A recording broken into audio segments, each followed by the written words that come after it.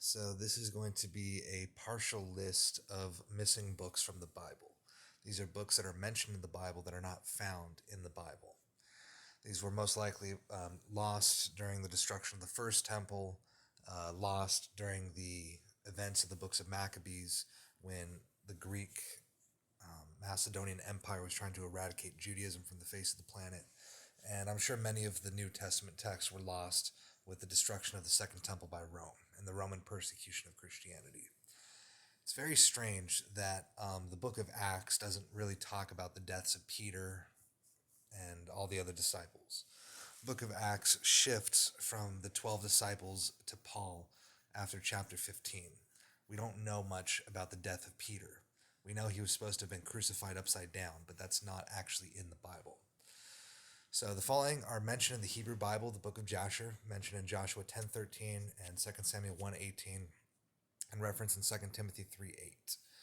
So we don't really know what this text had. We do know that there's a version of the book of Jasher, which I don't think is authentic. The books of the war of the Lord is mentioned in Numbers 21:14. The book of the wars of the Lord is also cited in the book of Jasher, translated by Moses Samuel, allegedly, as being a collaborative record written by Moses, Joshua, and the children of Israel. The Chronicles of the Kings of Israel and the Chronicles of the Kings of Judah.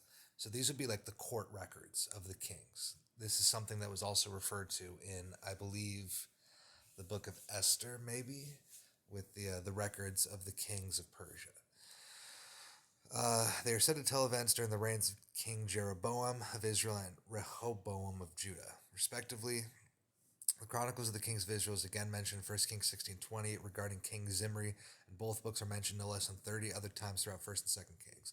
The book of Shemaiah the prophet and story of prophet Edo, also called Visions of Edo the Seer or the Annals of the prophet Edo, are mentioned in the second book of Chronicles. The book has been completely lost to history save for its title. So this prophecy is supposed to be very interesting because it's supposed to talk about events that were fulfilled by King Josiah in 2 Kings chapter 22, where he would cleanse Jerusalem, he would cleanse Israel from the paganism. The manner of the kingdom, also known as the Book of Statutes or 3rd Samuel, referenced in 1 Samuel 10:25. The Acts of Solomon, referenced in 1 Kings 11:41. I believe also referenced in 1st or 2nd Chronicles. The Annals of King David, also called the Book of the Annals of King David or the Chronicles of King David, which could be a reference to the rest of First Chronicles. I don't think so. Reference in First Chronicles 27:24. So there's many records that were destroyed. Must have been with with the destruction of the first temple. I mean, that was the end of the golden age of Judaism. With the destruction of the first temple, much wisdom was lost. Much of it survived.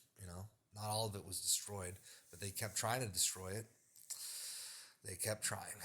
The book of Samuel the Seer, also called Samuel the Seer or the Acts of Samuel the Seer, which could be the same as 1st and 2nd Samuel. I don't believe so. 1st and 2nd Samuel is a book of history. The book of Samuel the Seer is most likely more like the book of Ezekiel, the book of Isaiah, the book of Jeremiah.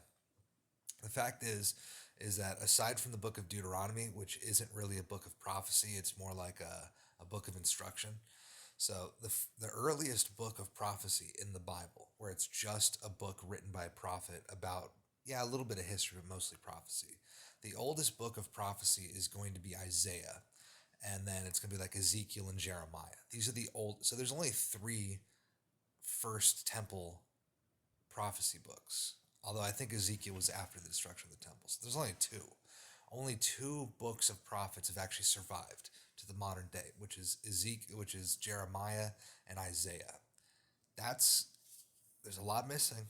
There's a lot of books of prophets missing from the Bible.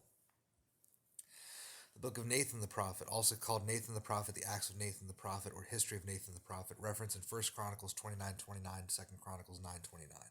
The book of Gad the seer, also called Gad the seer or the Acts of Gad the seer, referenced in 1 Chronicles 29:29.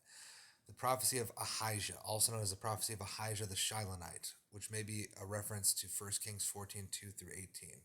This is probably one of the prophecies, but I believe that all these prophets wrote very great books on their prophecies, and very few of these texts have survived. Most of them have only survived in the Bible through little fragments into the Bible. The book of the kings of Judah and Israel, also called the books of the kings of Israel and Judah, referenced in 2 Chronicles 16:11, 2 Chronicles 27:7, and 2 Chronicles 32:32. So this would have been written after the Babylonian captivity. Maybe the same as 1st and 2nd Kings. I don't believe so. The Book of Jehu, also called the Book of Jehu the son of Hanani, could be a reference to 1 Kings 16, 1 through 7, reference in 2nd Chronicles 20:34. The story of the Book of Kings, also called Midrash on the Book of Kings, referenced in 2nd Chronicles 24:27. The Acts of Uzziah, also called the book by the prophet Isaiah, possibly the same as the book of Isaiah. That one I could believe. Well, actually, the Acts of Uzziah implies that it's not just going to be his prophecy; it's also going to be his life. So maybe the book of Isaiah is like most of this, just without the Acts. Reference in 2nd Chronicles 26:22. The vision of Isaiah, also called the vision of the prophet Isaiah, may be identical to the pseudepigraphical ascension of Isaiah and may also refer to the existing book of Isaiah referenced in 2nd Chronicles 32:32. The Acts of the Kings of Israel, also called the Acts of the Prayers of Manasseh, may be identical to the book of the Kings of Israel referenced in 2nd Chronicles 33:18. The Sayings of the Seers, also called the Acts of the Seers referenced in 2nd Chronicles 33:19. The Laments for Josiah, also called Lamentations. This event is recorded in the existing book of Lamentations referenced in 2nd Chronicles 35:25. The Chronicles of King Xerxes, also pronounced Ahasuerus, which is a transliteration of the Babylonian into Hebrew into English, but it's Xerxes. The Chronicles of King Xerxes, also called the Book of Records of the Chronicles or the Book of the Chronicles of the Kings of Media and Persia, referenced in Esther. So this is the one I was talking about, the Chronicles of King Xerxes. So these records were absolutely destroyed by the Macedonians. See, the Macedonians tried to exterminate all the records of Israel. You can read about the destruction in the books of Maccabees. And the Macedonian Empire also conquered Babylon, also conquered Persia. And they obliterated all the evidence for Daniel, all the evidence for Esther. I mean, we know where Esther and Mordecai's tomb is. It's in Shushan in Iran. But it's like they destroyed all the evidence they could find, aside from I guess the tombs, which wouldn't really serve much purpose. But like we know Mordecai was, or Marduku, or something to that name. This was a man who served in the court of King Xerxes, and I believe it was also mentioned that he was Jewish. So Daniel was a very important man, very great man in the Babylonian kingdom and in the Persian kingdom. But we don't find any records. Why? Macedonian cover-up. Chronicles of King Xerxes, also called the Book of Records, or the Chronicles of the Book of the Chronicles, or the Book of the Chronicles of the Kings of Media and Persia, referenced in Esther 2:23, 6:1, 10:2, and Nehemiah 12:23. Book or Wisdom of Ahikar, referenced in Tobit 1:22, 2:10, 11:18, and 14:10. Aesop's Fable of the Two Pots, referenced in Sirach 13:2 through 3. So these are from the Apocrypha, which I believe to be authentic. And Annals of John Hyrcanus, referenced in 1st Maccabees 16:23 through 24. The Archives, referenced in 2nd Maccabees 2:1. Memoirs of Nehemiah, referenced in 2 Maccabees 2:13, which may be the same as the Book of Nehemiah. I believe it could be the same as the Book of Nehemiah, possibly with more details. I believe the Book of Nehemiah only has like 10 chapters. Letters of the Kings, referenced in 2nd Maccabees 2:13. The 5 books of Jason of Cyrene, referenced in 2nd Maccabees 2:23. The author of 2 Maccabees here states that their work is an abridged form of the history of Jason. And those 5 books are lost. The books of Maccabees are extremely well documented. It was a very important time in Israel history and very well documented. Basically, it was a book about many historical books about the Macedonian Empire trying to exterminate Judaism from the face of the planet, trying to destroy all the historical records they could find, destroying all the literature, destroying the religion, forcing people to follow pagan traditions. I mean, it was wild. The King's Letter, referenced in 2nd Maccabees 11 through 22. Here we got some New Testament. Let's see. Honestly, there's not much in the New Testament. The book of Enoch is quoted in the book of Jude. Apocrypha of Jannes and Jambres, according to Origen, 2 Timothy 3:8, as Jannes and Jambres withstood Moses. I believe that's true. Jannes and Jambres apparently were the names of the 2 magicians working for Pharaoh, and apparently they were the sons of Balaam, son of Beor. Epistle to the Laodiceans, Life of Adam and Eve. Interesting. A lost section of the Assumption of Moses. I think that's in my book of Apocrypha. The Ascension of Isaiah, Paul's letter to the Corinthians before First Corinthians, Paul's letter to the Ephesians before Ephesians, an unknown messianic prophecy, possibly from a non-canonical source, quoted in Matthew 2:23, which states that he will be called a Nazarene, which could mean I think it means branch. Nazarene, it's like branch is like Nazar or something like that. But basically, it's a Hebrew word for branch. So it's saying that Jesus is the branch, which there are many references to a branch will rise up from Jesse, and this is what is Jesus. This is what is referring to Jesus. An unknown version of Genesis, possibly a Targum, Midrash, or other commentary quoted by Paul in 1 Corinthians 15:45 as a reference to Christ being the last Adam who became a life-giving spirit. It has been speculated that Paul is simply paraphrasing Genesis 2:7. There is no clear indication that this is not a complete quote. An unknown text quoted by Paul. So there's many texts, but the most important ones are the Old Testament. The New Testament, you got to remember, the New Testament is only written over a period of like 60 years. From the time of Jesus until, from the time of Jesus' ministry up until the events of Book of Revelation.